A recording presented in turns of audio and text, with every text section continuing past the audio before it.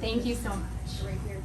Hi, you guys. This is my second time performing comedy in front of sober people, and I'm not worried about it, so we're gonna do fine. Like a lot of people who are never really in like any real danger, I also love true crime. And of course I followed like the recent Gabby Petito case. I don't know if you are familiar. Yes? Okay. So long story short, it's a young girl who gets murdered by her boyfriend. Regular stuff. You know, we've all heard this tale. And I have a daughter, so of course like this is hitting really close to home for me. And sometimes when I look into the eyes of my sweet little baby girl, I know that she's definitely capable of murder also. And I have to be ready for that. Because again, if you're familiar with the case, her killer's parents, they were not. They were not ready. They tried to help, you know, it seemed like their killer get away with it. And they weren't very successful. And I can't let that happen, not on my watch, my baby's not going down. I have her passport ready, you know. I watched a lot of Killer Kids when I was pregnant. I don't know if you guys have ever seen that, but I actually truly believe that she's capable of anything. So I've got her passport ready. Daddy is from West Philly. He's gonna call the goons. We're gonna be fine. And I try to be a cool mom also, meaning I am on TikTok. And I love TikTok. They know exactly what you want right away. And for me, that is thirst traps from butch women. They have lots of those. One day on my lunch break, I was scrolling through and thirsting over a lady, as you do. I click on her profile because maybe, you know, we're gonna start a new life together. I'm delusional until it happens, and then it's so cute. And when I click and I take a look, who is this lady? I realize it's a little boy. It is not the butch lesbian of my dreams. It is an 18-year-old boy. I'm very sad, and I am like, TikTok, this is not what I ordered, no thank you. How did you let this one slip through? But I work from home, and I was really high.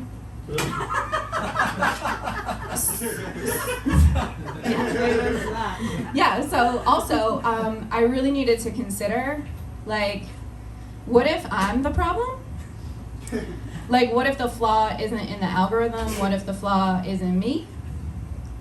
And maybe, you know, I remember a time when I didn't know about my own white privilege. What if I don't know about my own pedophilia? It's kind of like pedophilia adjacent. He was 18, but you know, I feel like it's good to be really self-aware, and I'm starting to feel like John Mayer, and then this little boy is like my Taylor Swift, you know?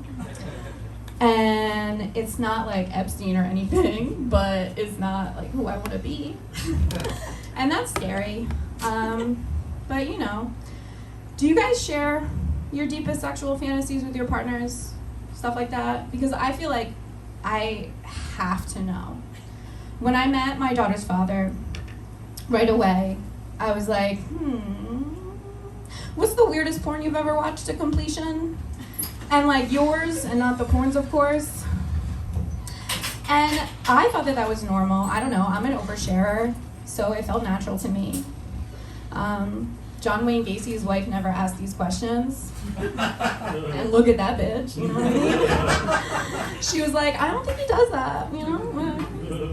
He has friends, they come in, I don't even notice them leave. It's scary. I realized, though, that it might not be very typical. When I was at a bachelorette party once, and I asked the bride, I said, yeah, so what's the weirdest thing your man jerks off to? And she was like, looked at me like I was creepy. Okay. whatever. She was like, I don't think he does that, thanks. And I was like, ooh, check the backyard, girl. Something's going on if you don't think he does that. And she said, okay, what? So you know your partners? And that was creepy, right, ghost? And I said, of course I do. Obviously. It's nun porn. They're good Catholics, so you guys understand. And I was very supportive of that. It felt good to me because I feel like that's something that I can get away with at any age, and it's also a really comfy costume. You know, imagine me as a 78-year-old cheerleader. The casting just doesn't make as much sense. But with this fantasy, it gets more realistic as time goes on.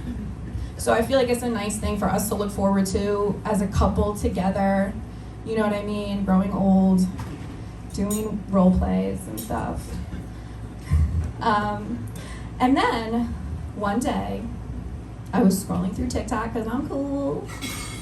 And what do I see but a thirst trap of a woman dressed as a nun.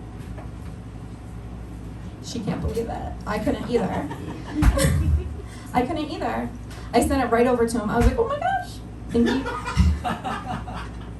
thinking of you. And he doesn't think it's weird. He thinks it's sweet. He knows that, like, he appreciates that I think about him. It was weird when it took him a while to write me back because it turns out that one was a boy too. I was like, oh man, it is me. Thank you guys.